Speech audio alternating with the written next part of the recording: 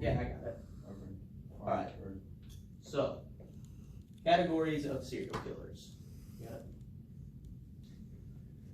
When you think of the word serial killer, what comes to mind? Do you think of the real life monsters like Ted Bundy and Jeffrey Dahmer, or do you think of the more Hollywood adaptations such as Dexter Morgan or Patrick Bateman? These killers all share one thing in common. They all share a homicidal tendency to murder. But why? That's the key difference. They all have a different psychological reason for killing. And this can be divided into 4 categories: thrill-seeking, visionary, mission-driven, and power-driven.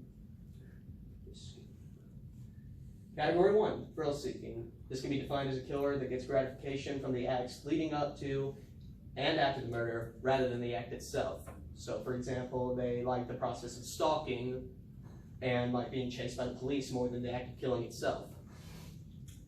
This is a prime example of Dennis Rader, or the BTK killer. This was a serial killer that haunted Wichita, Kansas for 30 years, killing women and sending letters and souvenirs to police offices. And so,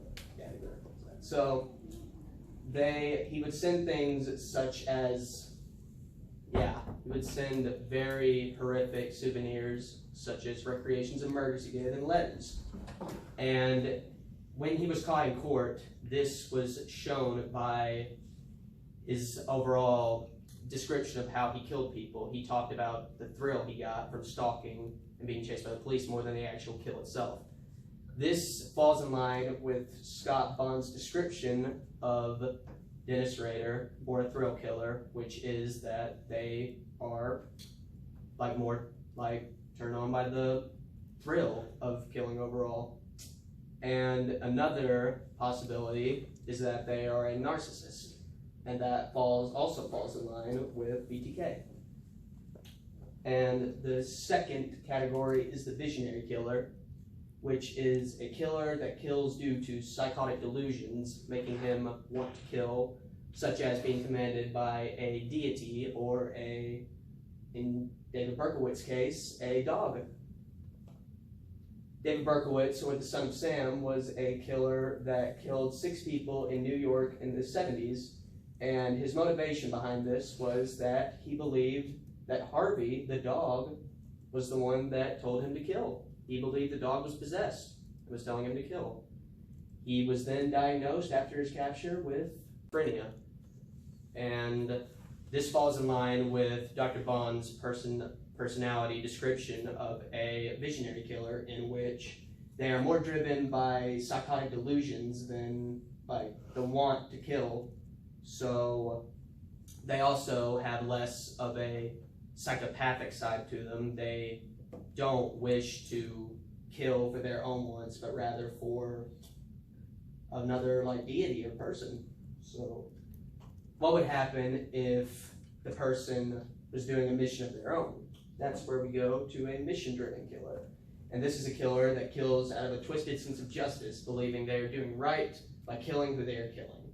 And this is Gary Ridgway, the Green River Killer, who killed 49 prostitutes in Washington. And he believed that when he was killing these women, he was doing it out of justice because he believed that prostitutes were dirty and unclean, essentially. So this falls in line with Scott Bond's description of a visionary killer, in that they kill because they have a morbid sense of justice behind them. So essentially, they think they're sort of vigilante, like Batman, maybe. Definitely not the right kind of Batman. Now, all of these killers are dangerous. They are violent and murderous. But what happens when you get a killer that is driven only by the need and want to have power and to kill simply for sadistic pleasure? That's where we get to power-driven. Now, all of the killers I spoke about before, they all can also be put under power-driven, because along with the categories that they were listed under, they also had the same sense of power over their victims. But one killer that was driven specifically by a need for power was John Wayne Gacy, or the Killer Clown.